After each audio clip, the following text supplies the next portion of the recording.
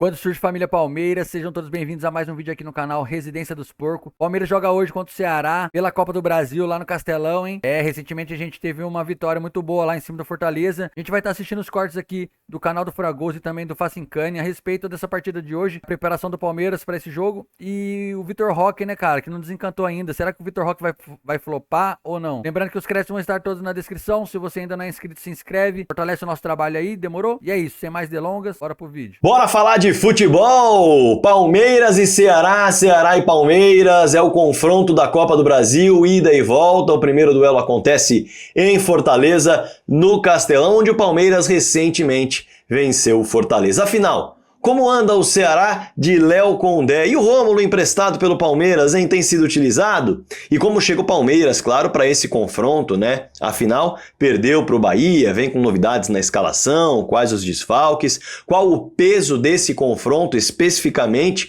olhando para o retrospecto das equipes em relação a jogar fora, em relação a jogar em casa. Tudo isso eu vou contar para você agora nesse vídeo. O Palmeiras vai enfrentar o campeão cearense, de olho no G4 do Campeonato Brasileiro. Claro, vai enfrentar pela Copa do Brasil, mas é muito importante destacar que não é uma equipe frágil, não é uma equipe que tem sido um saco de pancadas na Série A. Não é bem assim, não. É uma equipe que em 6 jogos acumulou 2 vitórias, 2 empates e tem 2 derrotas no Campeonato Brasileiro. É uma equipe que, bom destacar, tem força em casa e problemas fora. E por isso a tendência é que o Ceará tente resolver a parada jogando dentro de casa, porque fora de casa não tem correspondido. Para você ter uma ideia, em casa, vamos olhar só para o Campeonato Brasileiro?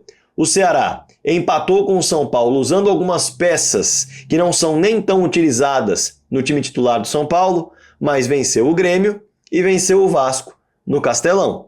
Agora, fora de casa, empatou com o Red Bull Bragantino, que foi um bom resultado, o Red Bull luta pela liderança do campeonato, mas perdeu para o Bahia e perdeu para o Juventude. Isso leva a crer, inclusive, que o Palmeiras tem uma grande vantagem caso leve esse confronto sem, digamos assim, uma definição em prol do Ceará, sem tomar um 2-0, um 3-0 para casa, sem levar uma desvantagem do Castelão. Para você ter uma ideia, nos últimos 4 jogos fora de casa do Ceará, são 3 derrotas e 1 empate. E olhando para o todo, em termos de vitórias fora de casa, venceu 2 clássicos no Castelão, nem dá para dizer que era de fato um jogo fora de casa, e no mais equipes frágeis fora da primeira divisão, fora da elite. Então, o fato é que o Ceará vai tentar resolver a parada em casa. O Ceará não vai trabalhar para esperar o Palmeiras, para tentar não perder o jogo, nada disso. Vai tentar fazer valer o mando de campo. O Palmeiras tem um problema aí nessa história, né? Em casa nessa temporada não tem tido um aproveitamento bom. Quando a gente olha justamente para tudo que o Palmeiras entregou como mandante nos últimos anos, nos inícios de temporada, e o que o Palmeiras entregou nesse ano, claro que tem a questão envolvendo a pré-temporada prejudicada, aquela mescla de times no começo da temporada, mas isso não atrapalhou o rendimento do Palmeiras fora de casa. E aí vem um problema para a equipe do Ceará. O Palmeiras, como visitante, é muito forte. O Palmeiras tem 10 jogos vencendo, 3 empatando e nenhum perdendo nessa temporada como visitante. É um Palmeiras muito, muito, muito forte quando joga fora de casa. Portanto, o Palmeiras pode até, tendo em vista os resultados que vem conseguindo, sonhar com uma vantagem no Castelão. Porque venceu recentemente na altitude, venceu recentemente no próprio Castelão Fortaleza, que é uma missão muito difícil, venceu recentemente no Beira-Rio também. Então é inegável que jogando fora de casa, o Palmeiras pode sim gerar uma capacidade diferente da que tem gerado em casa, porque tem um time melhor que o do Ceará para conseguir um bom resultado. Agora, time por time, quais são as armas do Ceará? Quais são as armas do Palmeiras? Vamos falar um pouquinho sobre as escalações e o que cada equipe tem como característica para você chegar bem informado no jogo. Um Palmeiras que também tem desfalques, é verdade. Marcos Rocha, Mike, Veiga, Bruno Rodrigues fizeram transição física. O Murilo viajou com o grupo e o Mikael está tratando uma entorse no tornozelo esquerdo. Contra o Bahia, o Abel abriu mão de começar com alguns jogadores habitualmente titulares, eles abriram no banco. Tô falando de Bruno Fux, que vinha sendo titular. Tô falando de Emiliano Martinez, que é o volante camisa 5 titular. Tô falando de Lucas Evangelista, que depois que se machucou voltou no banco, mas antes de se machucar começou titular. O Estevão, que é um titular. E ainda teve o Vitor Roque e o Paulinho, que são jogadores com expectativa de titularidade. O Vitor Roque vem sendo reserva, o Paulinho ainda não entrou como titular depois da sua volta de lesão. Mas todos esses nomes geram dúvidas em relação à provável escalação do Palmeiras. A escalação do jogo contra o Bahia teve Giai, Gomes e Benedetti. Aníbal como camisa 5. Felipe Anderson como ala pela direita, Piquerez como ala pela esquerda, Rios como um meia mais pela direita, Maurício como um meia mais centralizado, caindo para a esquerda, quase um segundo atacante, com Flaco e Facundo como dupla de ataque. E aí vem as dúvidas, né? O Giai vem numa sequência muito grande de jogos. Será que o técnico Abel Ferreira não vai sacá-lo do time e colocar o Bruno Fux, que é um zagueiro para fazer aquela função pelo lado direito, tem um bom passe em velocidade, caso o Ceará tente se aproximar da área, empurre o Palmeiras para trás, esse lançamento pode ser importante? Ou o Bruno Fux entraria no lugar do Benedetti?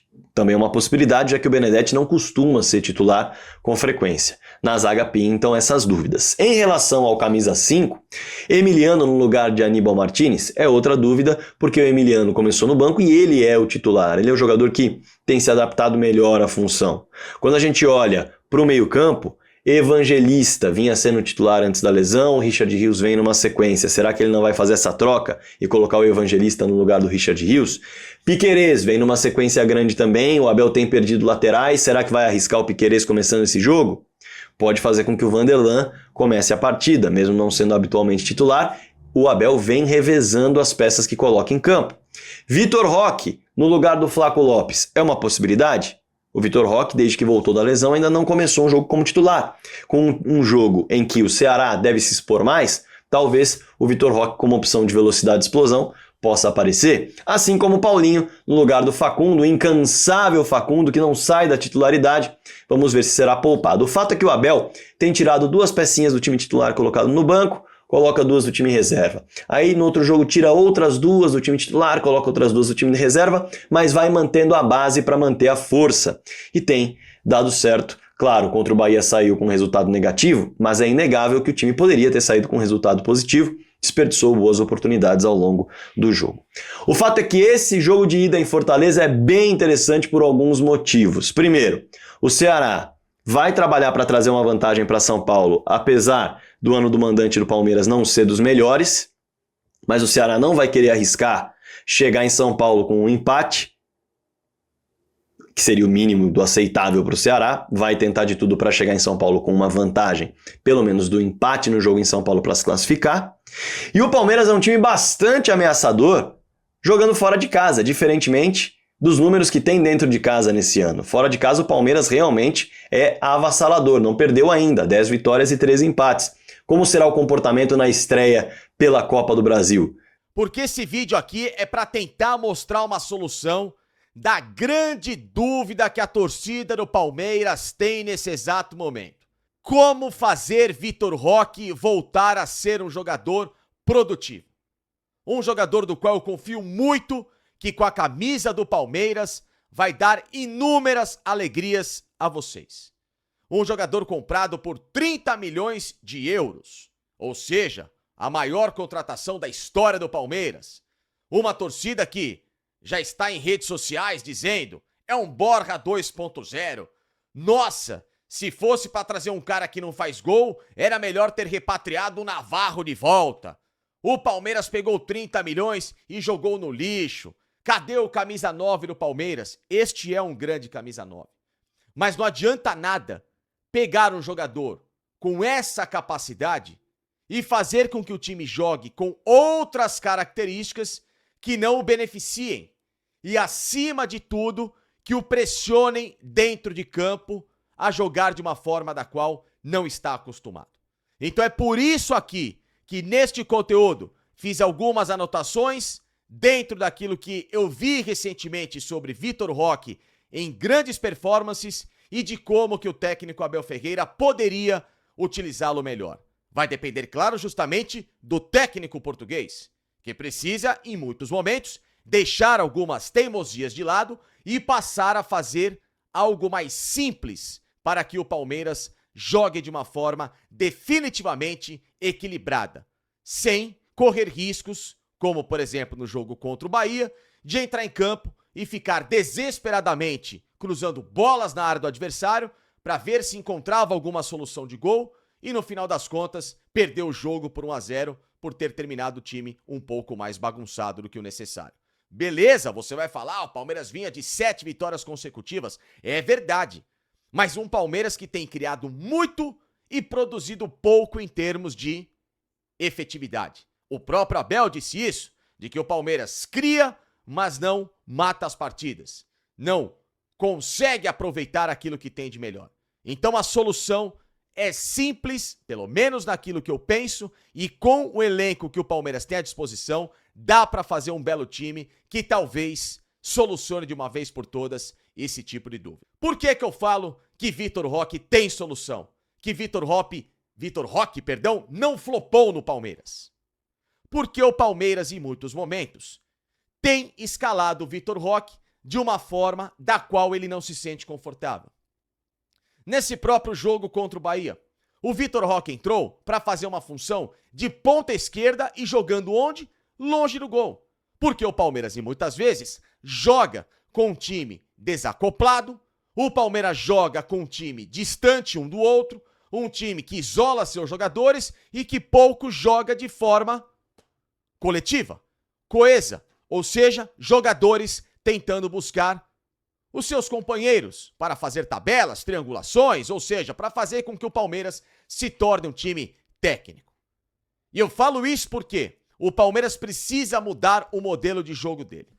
Já falei aqui nas minhas lives que o Palmeiras tem uma solução de escalar todo mundo em suas respectivas e boas posições de origem e fazer com que esses jogadores também sejam versáteis e joguem no seu melhor potencial.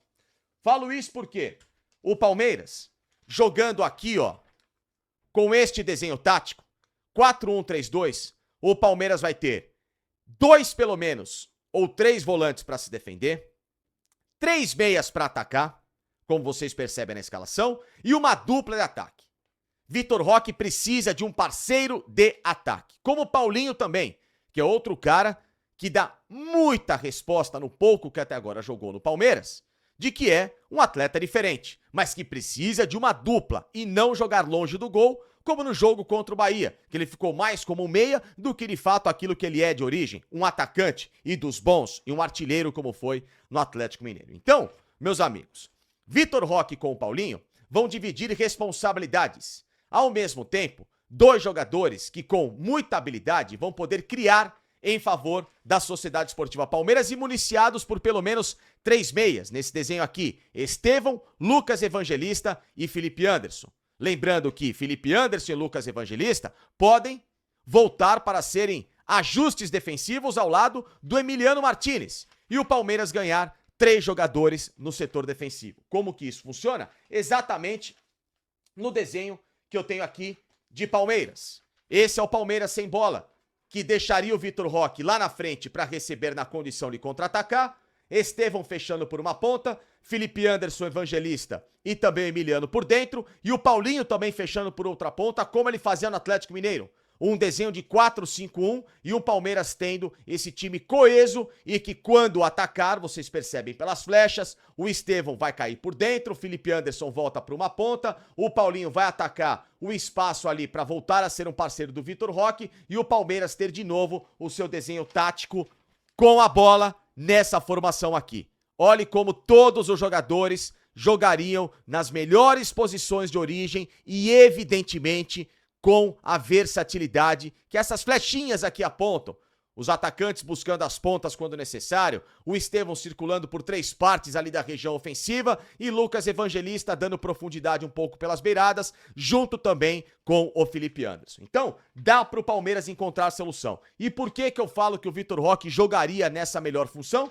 Porque o Atlético Paranaense, dos melhores tempos do Vitor Roque, que está aqui nessa folha, jogava basicamente assim: com Kelvin, Pedro Henrique, Thiago Heleno e Abner, Fernandinho como primeiro cara de saída, uma espécie de Pirlo desses tempos aí recentes do Atlético Paranaense, usando da boa habilidade adquirida dos tempos de Premier League, fazia O meio-campo com o Hugo Moura, Vitor Bueno e o Vitinho um pouquinho mais para baixo, o Canóbio jogando como um falso atacante ali barra ponta e o Vitor Roque na frente. Ou seja, era o que o Atlético tinha de formação e que fez, inclusive, ganhar do Palmeiras em semifinal de Libertadores. Quando precisava, o Filipão, à época técnico, abria o Vitinho para ser uma espécie de um ponta junto com o Canóbio com a bola. Ou seja, o Vitor Roque ganhava 2 parceiros e uma composição de meio campo, com o Fernandinho, Hugo Moura e às vezes até o Alex Santana, dando muito mais marcação, mas sempre nessa base de ter um cara na saída de bola, preenchendo os espaços do meio campo e ali na frente formando uma dupla ou um trio, dependendo do estilo de jogo. Então, baseado no que foi o melhor do Atlético Paranaense e do que pode ser esse melhor de Palmeiras aqui, na minha escalação do Palmeiras, Giai, Bruno Fux, Murilo e Piquerez, Emiliano, Felipe Anderson, Evangelista, Estevão, Paulinho e Vitor Roque até o Mundial de Clubes, o Palmeiras poderia ganhar 3 atacantes, mas basicamente o Estevão fazendo uma função de meia atacante, 3 meias com Lucas, Evangelista, Estevão, Felipe Anderson, Emiliano Martinez como único volante, mas quando o Palmeiras não tem a bola, baixaria os 3 volantes, ou naquele desenho que eu mostrei pra vocês aqui, tá bom? O Palmeiras alinhado com 4-5-1 e sempre o time um próximo ao outro. Por quê que isso tem que ser importante? Porque esse time jogando de forma técnica, tocando bola, esse time conversando, esse time priorizando a posse de bola, é melhor para que Vitor Roque jogue. Ou seja, um Palmeiras que vai dar a ele a condição de jogar para receber com muito mais carinho esse último passe do que essas bolas desesperadas de levantamentos aéreos. Um Palmeiras que pode usar a profundidade com os 2 laterais, com o Jai e com o Piquerez, para fazer dobras ali no lado esquerdo e lado direito, respectivamente, para que o Vitor Roque sempre esteja próximo de receber essa bola numa condição para ultrapassar a defesa do adversário e nunca ficar correndo para bater cabeça e encontrar espaços que hoje o próprio time do Palmeiras não proporciona. Tem solução, Abel. É só colocar em prática algo que já aconteceu recentemente no futebol, que foi o Atlético Paranaense, do qual te neutralizou em Libertadores, ou então você pegar, claro, essa formação do Atlético Paranaense e colocar também, basicamente, naquilo que o Palmeiras pode ter melhor. Ganhar 2 atacantes letais, ganhar um meia atacante que também é letal, ganhar 2 meias de criação, fechar com 3 volantes e fazer de novo um Palmeiras se tornar bastante seguro. Tenho certeza que com essa formação aqui, o Palmeiras tem tudo para brigar por todos os títulos que disputar nesta temporada. Tem solução para Vitor Roque, Abel? Então, família, a gente viu aí, né, as análises do Rodrigo Fragoso e também do Facincani a respeito dessa partida do Palmeiras contra o Ceará lá no Castelão, né? Fragoso trouxe aí os detalhes de quem joga, quem não joga, possivelmente os desfalques, como vai ser possivelmente a formação, igual a gente viu ontem. E hoje a gente vai trazer também no pré-jogo aqui a escalação detalhada, com mais detalhes, assim, com mais informações, quem de fato vai jogar, quem não vai, a respeito dessa preparação para o jogo de hoje, né? Às 7h30, Castelão. E também a gente viu aqui o Facincani falando a respeito da solução para o Vitor Roque desencantar, né? E parece que o esquema tático que o Palmeiras tem jogado não favorece o estilo de jogo dele, certo? Eu concordo em parte, sim. O Palmeiras pode jogar favorecendo mais ele, sabe? Pode jogar mais nessa formação com um centroavante mais de área mesmo, ao invés de botar ele pela ponta esquerda, igual ele entrou no jogo contra o Bahia. Mas isso foi uma exceção, porque em outros jogos, ele jogou ali infiltrado no meio do miolo da zaga. O problema mesmo é que a criação do Palmeiras não tem sido efetivo para dar a bola redonda pro cara, né? E quando a bola chega nele, ele faz gol, dá um impedido, que não estava impedido. Aquele gol lá na Libertadores. Aí, contra o Corinthians, impediram o gol dele por conta do Gomes. Ele nem teve culpa, ele estava habilitado para jogo, mas o Gustavo Gomes acabou interferindo lá, impedimento também. Teve pênalti que ele já sofreu. Inclusive, ajudou a levar o Palmeiras para a final do Paulista. Teve 2 gols tirados já embaixo da trave. Um recentemente agora, contra o próprio Bahia, e outro em outro jogo aí que eu não me lembro qual. O moleque é agressivo. Ele tem bom passe, ele tumultua a defesa adversária. O moleque joga, tá ligado? Pro time. Mas a partir do momento que o time começar a jogar para ele, eu acredito que ele vai desencantar sim e vai meter muito gol.